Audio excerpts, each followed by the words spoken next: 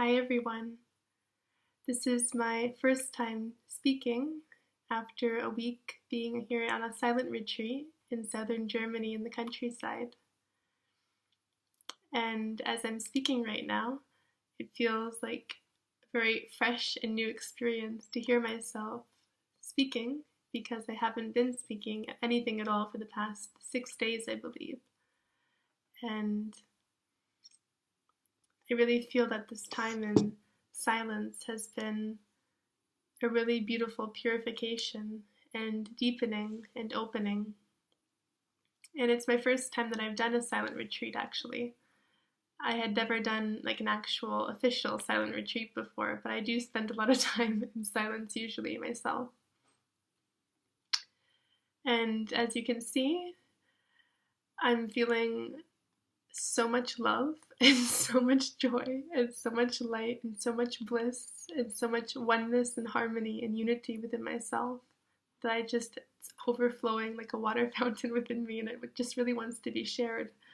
So here I am at 11:30 at nighttime doing this video and sharing just what wants to be shared in this moment.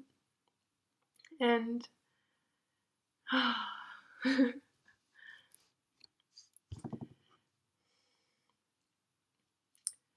in a container like this past week of being here on a silent retreat, it's been really a special container to hold me and allowing myself to open even more. And I'm already a very open person, but when I'm in this container to open and to deepen, it's incredible the amount of love that just runs through me like an avalanche or like a volcano of love. Sometimes it just erupts within my heart.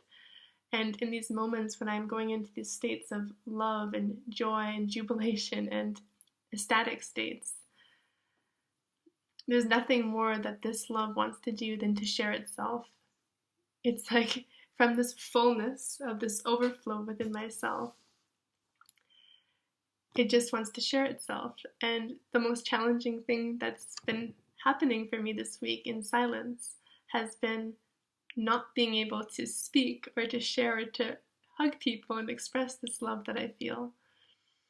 And through this not speaking and through this not sharing through words, because I'm a very verbal person, and this is my form of love is often through speaking or through writing, just being in a state of radiating this love and just allowing it to overflow within myself like a water fountain. It's like, how much more love can I hold? But it's like I just burst out laughing sometimes because I don't know what to do with this love. And it really wants to be like a nourishment for this earth, like watering seeds and flowers. It's like this love wants to do. The love that we are simply wants to love itself in creation. The love that we are just loves itself because it's in every single one. Every single spark of creation is this love. And when I feel this inside of me, it just wants to express and emanate and radiate this purity of love and truth and beauty that's within every single one of us. And we're living in a world where there's so much fear and mistrust and suspicion and paranoia and defenses and masks.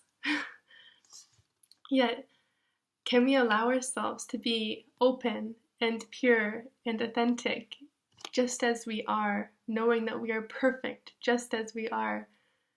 Can we allow ourselves to be courageous enough to be these sparks of light on the earth? And it's not just something that's like a wishy-washy, cheesy thing to say, but it actually is one of the most deepest forms of activism on this earth, is when we choose to step into our light and we choose to fully embody and to radiate what we are in the purest form that we are. Knowing that we're one with life, knowing that we're one with creation, that everything and anything is possible. To live in this state of trust and love is one of the most powerful statements that we can do, because it shows what is possible, and it shows this knowing of this original part of us that knows that life is meant to be lived like this. Life is meant to be lived in a state of love. Life is meant to be lived in a state of joy, of lightness. We're not on this earth just to suffer and to be in pain and to suffer and to suffer and to suffer. And we see so much misery on this earth.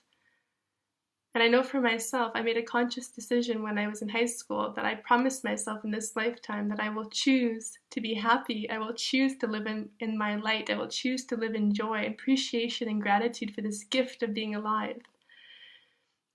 And that doesn't mean that I'm not immune to experiencing pain as a human or experiencing hardships and challenges, because that is part of life. It's part of being on this earth. That is one of limitation, even when our spirit is completely unlimited.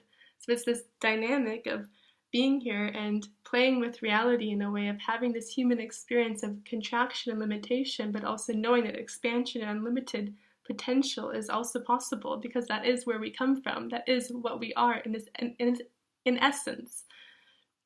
And I know for myself, I often have felt all my life this knowing that everything and anything is possible and that I'm completely free. I've always known that inside of my soul I feel free, and I know every single one of us is free. And it's just a matter of how much we can choose to live from this light within our soul, within ourself. And I feel really passionate right now as I'm speaking about this, because it's so easy to get stuck in the mundane. It's so easy to get stuck into fear, listening to what people tell us, or looking at the way the world is living and operating and thinking that this is normal.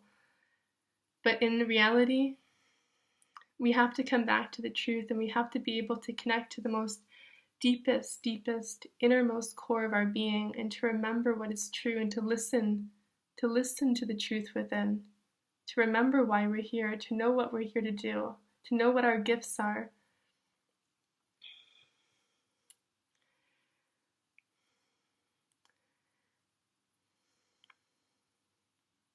Sometimes I know in the world, some people will say that it's crazy the amount of love that we can share. Maybe it's too much love, or maybe sometimes people, they see that I'm radiating a lot of love and light, and they think, oh, this is too much, or this can't be possible, or the mind likes to think that this is not possible, or this is somehow a form of spiritual escapism or spiritual bypassing.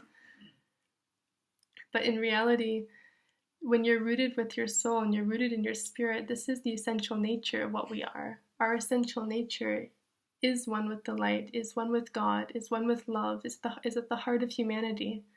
To be a being on this earth is to be a divinized human being, and to remember where we come from, and not just to forget where we're from, not to forget our origin of being eternal and being one with life, one with the universe, one with eternity and the cosmos and space. We're not separate. And when we know that we're so supported as well, to really remember that we're all supported in this life, and that we can trust, that we can live in trust. And the opposite of trust, I feel, is fear. It's like anytime we go into the state of fear is when we mistrust, and when we doubt ourselves, and we doubt life, and we doubt the goodness of creation. I could speak about many, many things.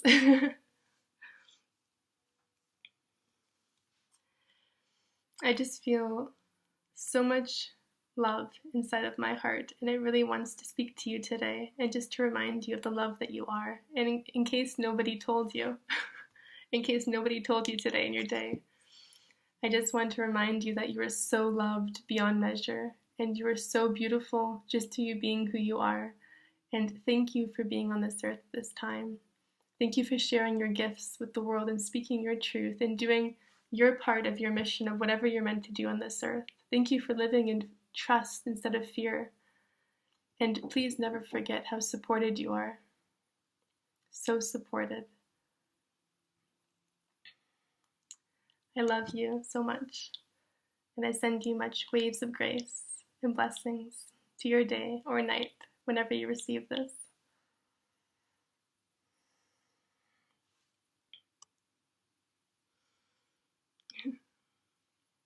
Bye.